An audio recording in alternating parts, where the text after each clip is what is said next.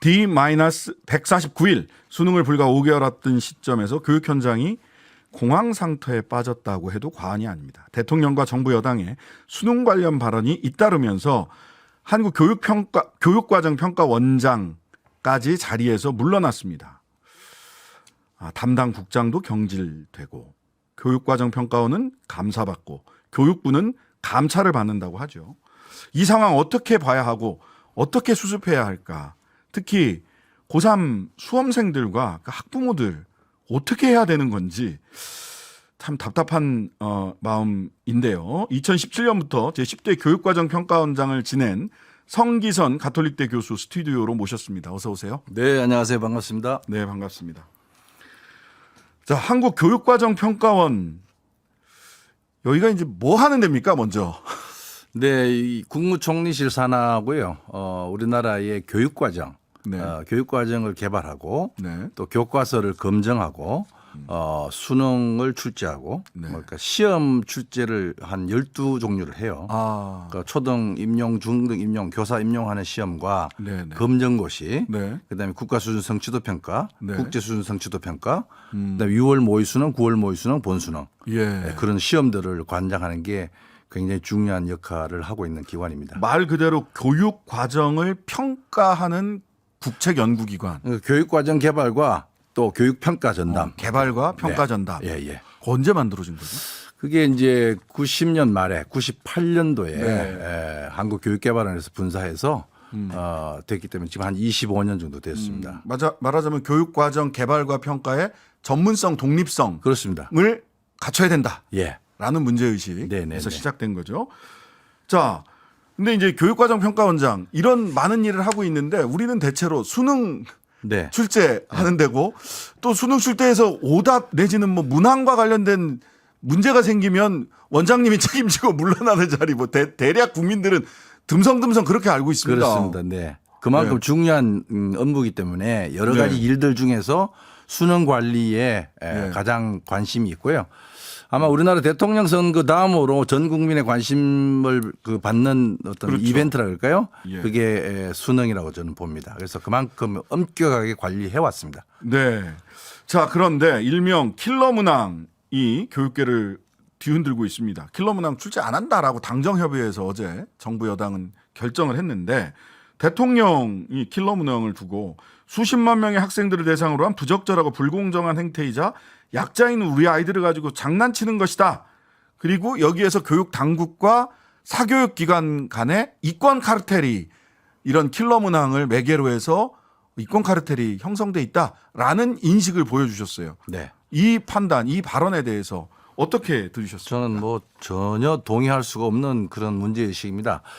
수능은 알다시피 문항을 통해서 9등급의 학생들을 사실은 분류하는 체계입니다. 네. 그것이 그렇게 교육적으로 옳다고 저는 생각하지 않고 네. 향후에는 바뀌어야 된다고 생각하는데 지금 주어진 조건 속에서는 초고난도 문항, 고난도 문항, 중난도 문항, 저난도 문항 이런 분포를 시켜야 되고 학생들은 또 거기에 그 응시를 해서 성취도가 차이 나도록 되어야만이 네. 지금의 대입 제도에서의 정시가 정상적으로 유지됩니다. 네. 그리고 사교육과의 카르텔 문제는 그렇게 쉽게 그렇게 결단 뭐 엄단을 하고 그 급박을 할 내용이 아니라 네. 그 관리하는 체계를 보면은 굉장히 꼼꼼하게 시스템적으로 접근을 하고 있습니다. 네. 공교육을 중심으로 해서 공교육 정상화 법안에 의해서 수능은 정말 우리가 갖고 있는 교육 과정에 근거해서 학생들의 학교에서의 학습 내용을 중심으로 해서 그 출제를 하고 있고요. 네. 사교육과의 관계를 어느 한쪽에서도 얘기할 수 없을 정도로 사실은 잘 관리해 왔습니다. 네. 근데 이제 교육 어려우면은 당국이? 사교육기관이 유리하다라는 이 논리를 가지고 얘기하는데 네. 사실은 어려워서 사교육이 활성화되는 것이 아니라 네. 우리나라의 이제 근본적인 학벌 사회 네. 이런 어떤 그 대학 서열주의 네. 이러한 문제 때문에 사실은 사교육의 불안 때문에 더 가는 것이지 네. 문항이 어려워서 간다. 물론 문항이 어려워서 가는 경우도 없지 않다고 저는 생각하는데 네. 그것이 그렇게 바로 연결된다고 얘기할 수는 없습니다. 예, 예. 네. 서열화되고 그것을 그 서열화된 대학 서열화를 유지하기 위한 경쟁 교육, 네. 즉 공교육이 이 시스템을 바꾸기 전에 어떻게 해도 사교육은 풍선 효과처럼 어느 한쪽이 부풀어 왔던 게 경험적으로 저희들이 그렇습니다. 느꼈던 거거든요. 그러니까 지금까지 이건 개인적인 생각인데 지난 한 40여 년 동안 우리 교육을 본 결과 사교육을 줄이기 위해서 극약 처방 비슷하게 했던 것 중에서 그것이 효과가 있다라고 얘기하는 것은 사실은 거의 없습니다. 예를 들면은 730 교육개혁 조치라고 우리가 네. 전두환이 들어와서 5.18의 민심을 수습하기 위해서 나왔던 정책에 과외금지 과외금지가 나오잖아요. 네. 그러니까 그 과외금지는 결국 나중에 위헌이 돼서 없어져 버렸잖아요. 네, 그렇습니다. 그러니까 어떤 극약 처방을 해서 우리가 사교육을 줄이는 것이 아니라 우리 사회 전반의 문제 그리고 이 학벌의 문제 이런 것들을 천천히 개선해 나가면서 그것을 줄여야 된다고 생각합니다. 그러니까 사교육을 때려서 공교육이 정상화되는 게 아니라 공교육이 정상화돼야 사교육이 그렇습니다. 인과관계가 선후관계가 완전히 뒤집어진 채로 지금 접근하고 있는 게 아닌가라는 비판이 많더라고요. 예, 아주 사실은 교육에 특히 이 수능과 관련된 발언은 예. 정치 영역이나 행정 영역에서 예. 과감하게 지르는 방식으로 가서는 절대 안 되는 부분입니다. 그러니까 교육에서 갖고 있는 내적인 논리, 네. 수능 출제의 기본적인 원칙과 그 준비도를 따져보면은 정말 외부 압력이 들어가는 순간 그것은 굉장히 어려운 상황으로 빠지게 돼 있거든요. 자, 그러면 윤석열 대통령이 이런 얘기를 이제 두 가지가 근거입니다. 윤 대통령이 수능에 대해서 계속 발언을 하고 정부 여당의 근거는 두 가지인데 하나는 윤석열 대통령이 전문가다. 라는 거예요. 입시 전문가, 입시 수사를 해왔기 때문에 전문가다. 전문가의 말이기 때문에 불쑥한 말이 아니다라는 게 하나. 그다음에 또 하나는 작년부터 교육부의 국어 킬러 문항을 50%가량 줄이라는 취지의 구체적 지시를 내렸는데 이 지시를 이행하지 않아서 담당 국장을 경질하고 이주호 장관이 사과를 할 수밖에 없다. 이런 얘기입니다. 후자부터. 먼저 킬러 문제 50% 줄여라. 대통령이 그렇게 지시하면 교육과정 평가원은 따라야 될 의무가 있는 겁니까? 이거 독립성 저해하는 거 아니에요? 그렇습니다. 기본적으로 그건 잘못된 접근인데요.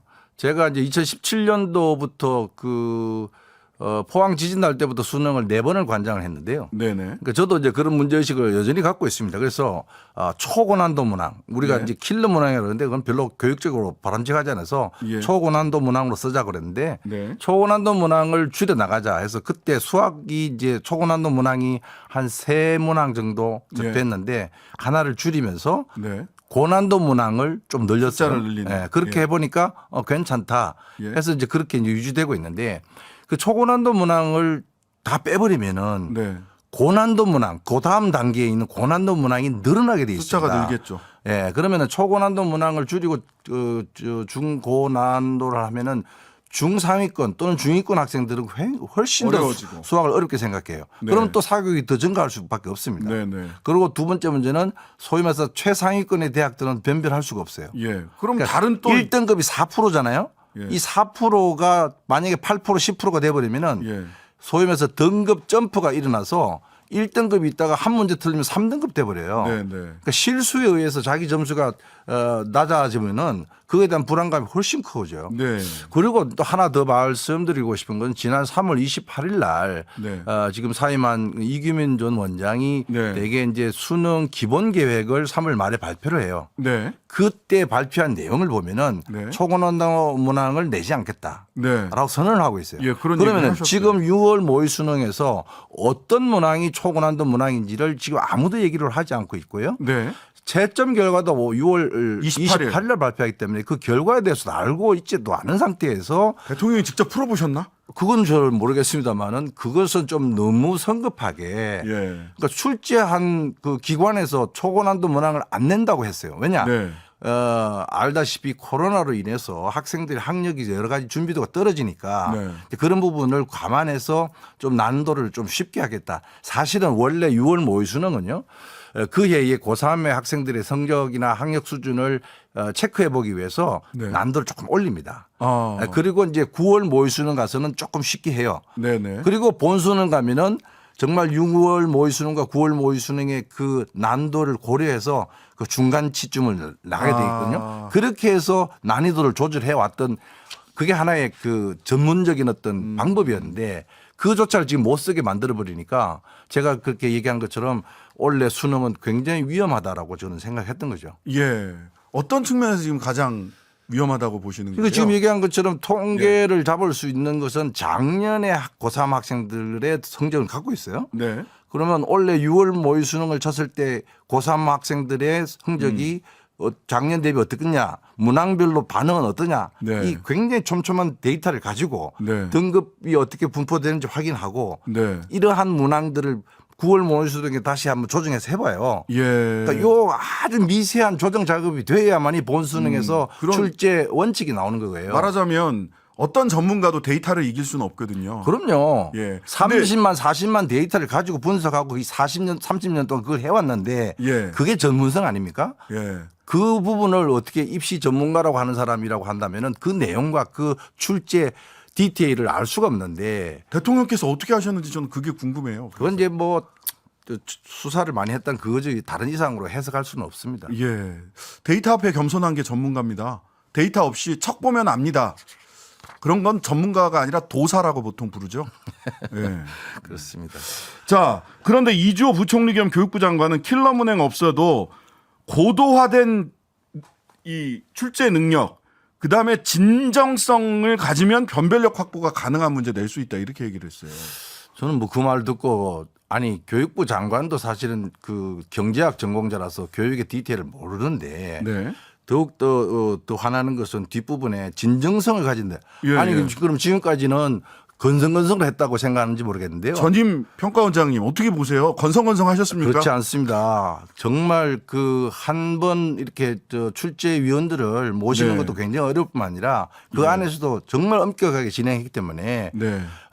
약 그 출제위원하고 검토위원들이 5,600명이 들어가요. 네. 네. 그분들이 그 문항 하나하나에 얼마나 정성을 기울이는데 그걸 건성건성한다. 그럼 앞으로 더 열심히 하면 좋은 문항 나온다. 진정성을 가지면 진정성을 글쎄 이제 그 부분은 전 좀 잘못된 표현이라고 보고요. 그다음에 네.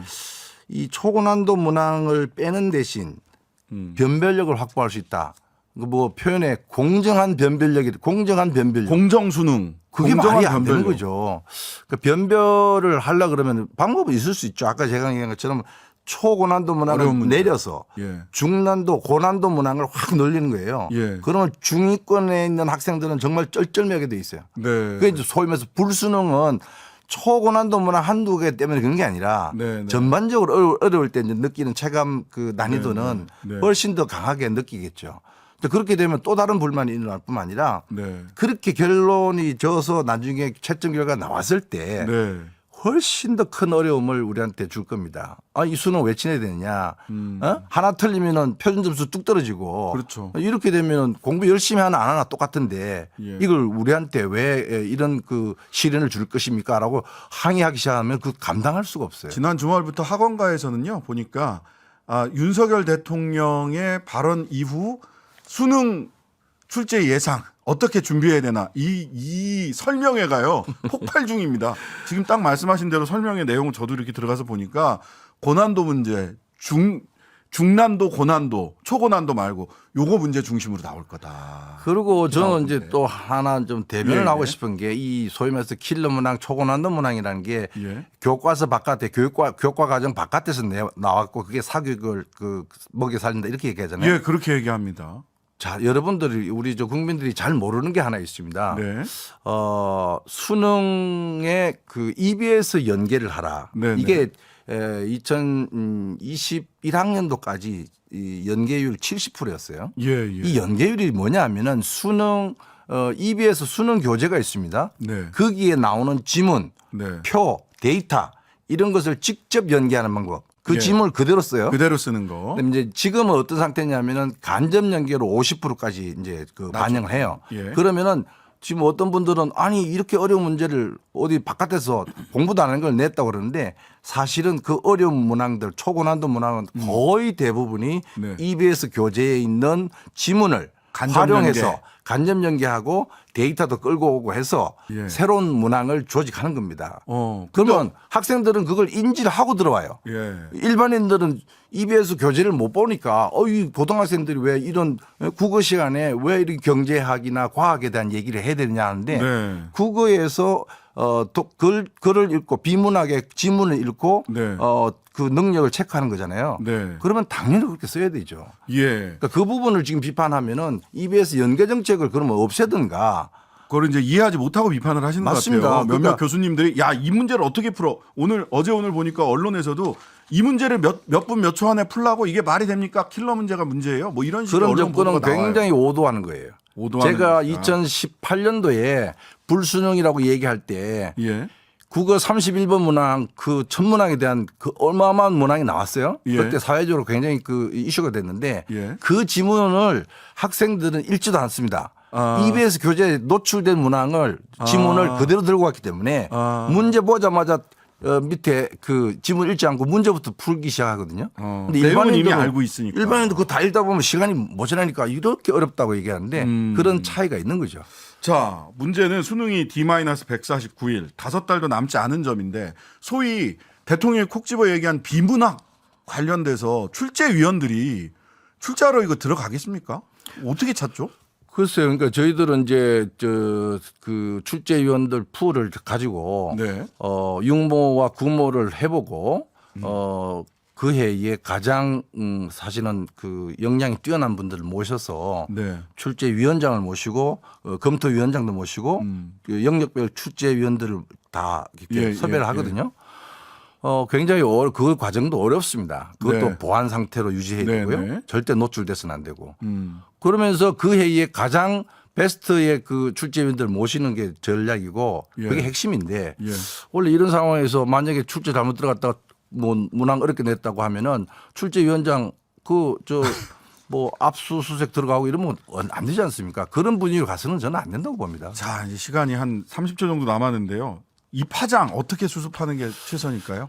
저는 교육 문제에 대해서는 전문성을 인정하고 기관 네. 자율성과 독립성을 인정하면서 원래 3월 28일 날 발표했던 네. 수능 기본 계획에 충실해서 네. 물론 이 파장을 금방 줄일 수는 없겠지만은 좀 더 관리해서 올해는 약속된 방식으로 가고요. 3월 달에 처음 중장기적으로 약속했던 지금 이제 6월 달에 2028학년도 대입 제도에 대한 네.